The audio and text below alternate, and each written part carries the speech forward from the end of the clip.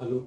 तो आज हम देखेंगे कुछ ब्रिटिश काल में जो भारतीय कृषि से जुड़ी जो राजस्व व्यवस्थाएं थी, जो स्पेशली ब्रिटिश ने लगान वसूलने के लिए जो लगाए थे, ठीक है, उसके बारे में जानेंगे। तो वो बहुत दो तीन प्रकार के थे जिससे हमेशा डाउट बना ही रहता है। तो आई होप इस वीडियो को देखने के बाद आप लोग का डाउट क्लियर होगा। तो आइए शुरू करते हैं। तो इसमें जो सबसे पहला आता है वो आता है हमारा अस्थाई बंदोबस्त, ठीक है। तो अस्थाई बंदोबस्त को और किस नाम से जानते थे, ये भी क्वेश्चन पूछ लिया जाता है कभी कभी एग्जाम में। तो इसको नाम, इसका जो अन्य नाम था या दूसरा नाम और जो जिस नाम से इसको हम जानते थे, तो एक तो अस्थाई बंदोबस्त था, ठीक है। दूसरा क्या था, इस्तमारी व्यवस्था इसको कहते थे। इस्तमारी व्यवस्था कहते थे, ठीक है, मारी, ठीक है, इस्तमारी। और जो तीसरा नाम था जमींदारी व्यवस्था, भी इसी व्यवस्था का मतलब बोल सकते हैं तीसरा नाम था या अन्य नाम था, ठीक है। अब आते हैं कि ये मतलब किस गवर्नर जनरल के शासनकाल में आया था या किसने लाया था या इसमें सबसे महत्वपूर्ण भूमिका किसका था। तो देखते हैं इसमें जो सबसे पहला उस समय जो मतलब स्पेशली ये उत्तर भारत में लागू किया गया था, तो उसमें लॉर्ड कॉर्नवालिस थे, ठीक है, गवर्नर जनरल।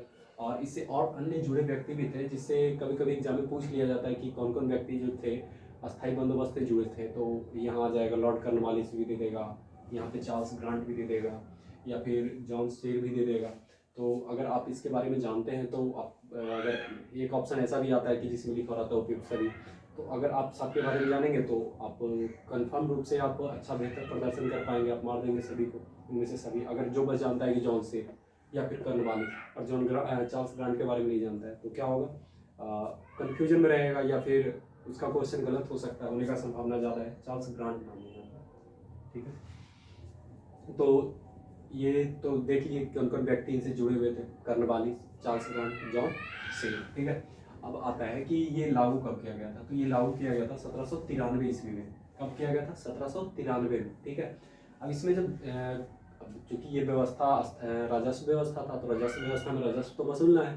तो इसमें राजस्व होता क्या था, तो इसमें राजस्व का जो दर होता था वो 10/11 भाग था। 10/11 भाग करने का मतलब क्या हुआ, कहने का मतलब हुआ कि अगर मान लीजिए कि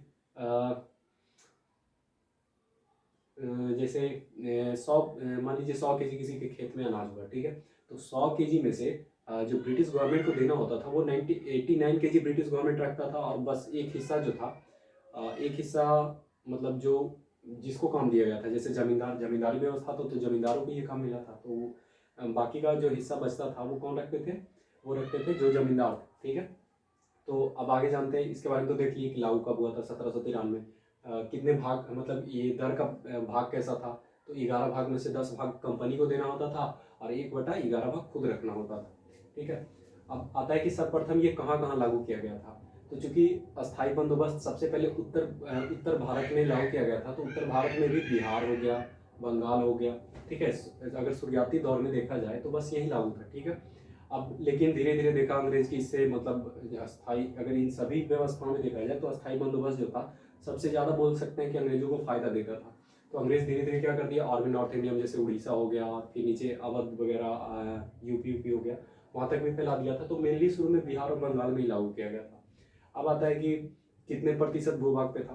तो ब्रिटिश भारत जो था, अब इसमें कहेंगे 19% भूभाग। तो 19% भूभाग करने का मतलब ये नहीं कि अभी जो इंडिया का टोटल एरिया है उसके 19% भूभाग पे लागू था। ये लागू था ब्रिटिश भारत का जो टोटल एरिया था। ब्रिटिश भारत अब क्या था, तो ब्रिटिश जिस जिस एरिया में रूल करते थे, जिसमें उनका मतलब बोल सकते हैं कि पर्सनल कमांड होता था, ठीक है। तो उसके 19% भूभाग पर मतलब ये अस्थाई बंदोबस्त लागू किया गया था। तो आई होप अस्थाई बंदोबस्त का जो डाउट होगा वो क्लियर हो गया होगा, ठीक है। और जो इससे संबंधित व्यक्ति उनके बारे में भी जान लिए कब हुआ था, ठीक है। अब दूसरा जो आता है हमारा, दूसरा आता है रैयतवाड़ी व्यवस्था। तो रैयतवाड़ी व्यवस्था क्या था, ठीक है। तो इसमें रैयत मतलब होता है एक छोटा छोटा, मतलब एक बोल सकते हैं कि सेक्शन में बांट दिया, रैयत में बांट दिया, ठीक है। तो रैयतवाड़ी व्यवस्था भी एक तरह से बोल सकते हैं कृषि से जुड़ा, मतलब टैक्स लेने का ही व्यवस्था था। तो इससे संबंधित व्यक्ति जो थे वो थे कैप्टन रीड, ठीक, और थे टॉमस मुनरो और एली फिंस्टन, टॉमस मुनरो और कैप्टन रीड, ठीक है। ये सन 1820 ईस्वी में लागू किया गया था। कब किया गया था, 1820 ईस्वी में। और कुल भूमि का 51%। तो फिर से यहाँ आया कुल भूमि का 51% करने का मतलब कि अब टोटल एरिया का नहीं, जिसमें ब्रिटिश भारत का जो हिस्सा होता था उसके 51% पे ये लागू किया गया था। तो स्पेशली ये कहाँ कहाँ लागू था, है ना, रैयतबाड़ी, तो मद्रास में था, बम्बई में था, असम में था, और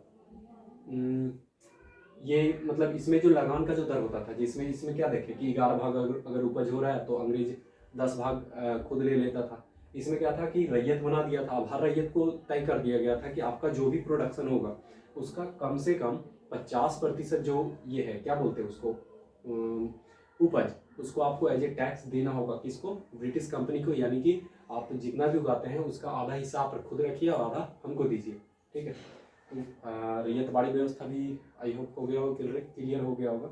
अब देखते हैं महलबाड़ी व्यवस्था। तो महलबाड़ी व्यवस्था क्या था?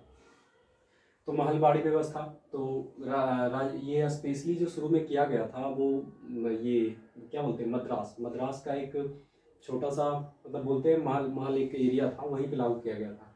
तो इससे देखेंगे कि इससे जुड़े व्यक्ति कौन कौन थे। तो इससे जुड़े व्यक्ति थे हॉल्ट मैकेंजी, ठीक है, और थे मार्टिन बर्ड, ठीक है। ये दोनों नाम याद रखिएगा क्योंकि कभी कभी हॉल्ट मैकेंजी दे देगा, कभी मार्टिन बर्ड दे देगा। तो इसमें था कि सबसे पहले ये जो प्रस्ताव आया था वो मार्टिन बर्ड के थ्रू आया था, जिसके कारण मतलब मार्टिन बर्ड भी इसमें जो होता है वो महत्वपूर्ण व्यक्ति हो जाते हैं।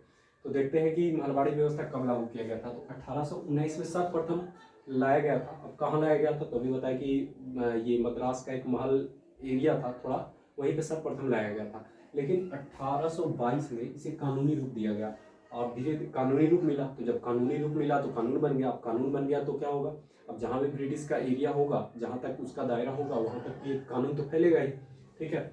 और ये कुल उपज का 66% था। जैसे यहाँ कुल उपज का 50% था, यहाँ कुल उपज का क्या था? 10/11 भाग था। यानी 11 भाग अगर उपज हुआ है तो आपको 10 भाग अंग्रेजों को देना होता था। वैसे यहाँ पे क्या है कि अगर मान लीजिए कि 100 केजी अनाज कोई किसान उत्पादित करता है, ठीक है। अब 100 केजी जब कोई किसान उत्पादित करता है तो इसका 66 किलो जो होता था ना वो ब्रिटिश को देना होता था। और ये धीरे धीरे, क्योंकि उस समय तो जिस समय लागू किया गया था तो मद्रास या उसके आसपास के एरिया में था, लेकिन 1833 में ये पूरे उत्तर भारत में आ गया। मतलब पूरे उत्तर भारत में इसका चूंकि कानून बन गया 1822 में, तो धीरे धीरे ये फैल गया सब जगह, ठीक है। तो आई होप आप सबको ये मतलब जो डाउट होगा, जो हमेशा होता है, स्थायी बंदोबस्त क्या है, रैयतबाड़ी व्यवस्था क्या है, महलबाड़ी व्यवस्था क्या है, इससे आपका डाउट क्लियर हुआ होगा। तो ऐसे ऐसे छोटे छोटे वीडियो और भी आते रहेंगे जिससे आपको निश्चित रूप से फ़ायदा होगा। आप एक बार दो बार देख लीजिए या फिर इसको नोट डाउन भी कर सकते हैं, जिससे आप बार बार आप वीडियो देखिएगा, उसमें टाइम बर्बाद होगा। उससे बढ़िया है कि आप एक बार लिख लिए उसको, एक बार पढ़ लेंगे, क्योंकि पढ़ने में कम टाइम लगता है, और फिर से वीडियो देखिएगा तो थोड़ा टाइम ज़्यादा लगेगा। तो आई होप आप इसको लिख सकते हैं। मैं हट जाता हूँ, थोड़ा सा लिख लीजिए।